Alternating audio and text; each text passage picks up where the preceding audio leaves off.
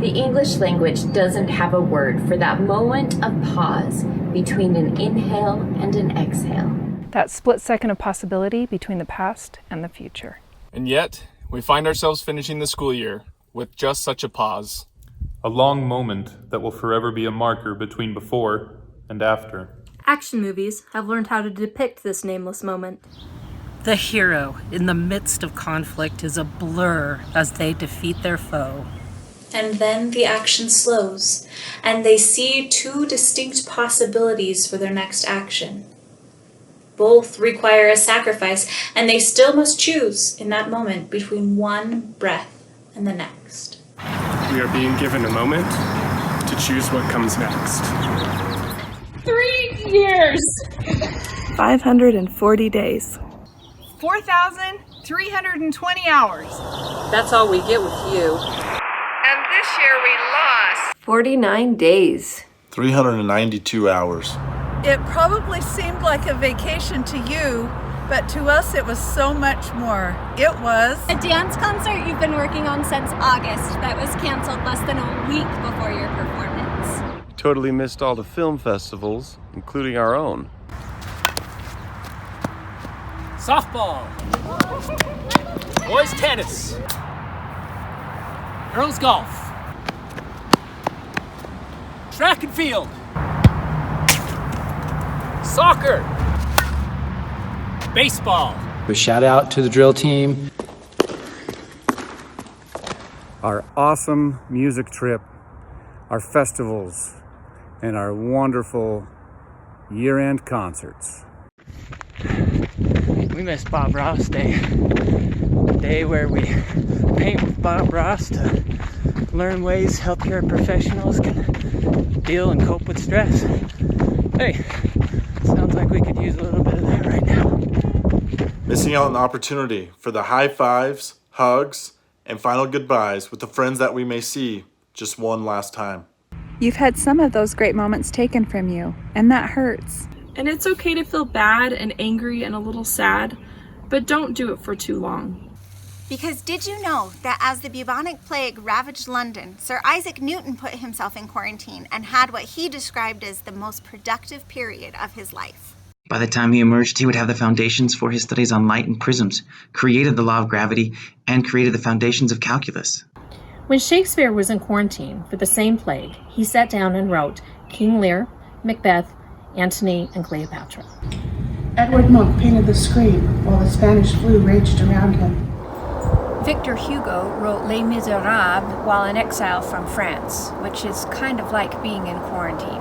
And the truth is, science has proven time and time again that we don't remember the good times as well as we remember the hard times that tried us and went all wrong. Kind of like right now. Maybe because these are the times that shape us. Have you ever seen the forging of a sword? It's a very delicate process. The metal must be heated to just the right temperature under just the right conditions, not just once, but many times. The more it is heated and hammered and shaped and folded, the stronger it gets. Many of the strongest swords in history were crafted by masters who folded them repeatedly, an art that we have all but lost today. But the swords are not lost, because they are strong enough to withstand almost anything. This pause is just another fold in your forging, and when you are done, you will be able to withstand even more than the greatest swords of old. You were the generation born in the wake of one of the greatest tragedies ever to take place on American soil. But because of that tragedy, you were born into one of the greatest Americas ever seen. It was an America where every citizen proudly flew the flag and watched out for their neighbors. One where American was a word that was less divided. In spite of all the tragedies that have occurred over the years of your growing up, the world has still had many more amazing events that have occurred. The advent of technology, from the iPod to the iPhone, closely followed by the iPad, Google and Facebook, YouTube, Reddit, Twitter, Instagram, Snapchat, and so much more. The world's tallest skyscraper was completed in Dubai. The world's longest bridge opened in China. The world's longest railway tunnel was finished in Switzerland. Oh, engineering marvels that wouldn't have been possible decades ago. Saddam Hussein and Osama bin Laden were defeated, and with them, reigns of terror that made a whole generation live in fear. A space probe was successfully launched on a comet, and they found liquid water on Mars. We had our first African American president and the first Hispanic Supreme Court justice. You are paving the way for acceptance and tolerance in a way that has rarely been seen. So things are hard, but you were the generation forged into a global pandemic, earthquakes, fires, and school shootings.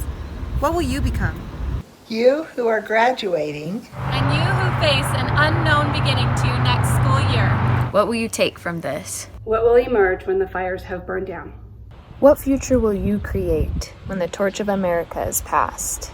What will you do?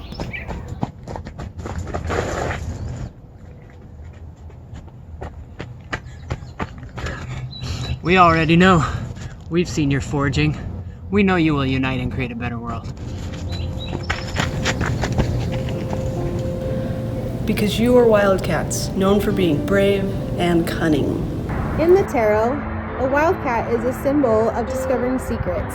They are bold, adaptable, and are good team players. They have a brilliance of mind in all Native American folklore. And so, from this pause, we emerge stronger, more united, because we are wild as one. We are wild as one. Wild as one. Wild as one, cats. Wild as one. Wild as one.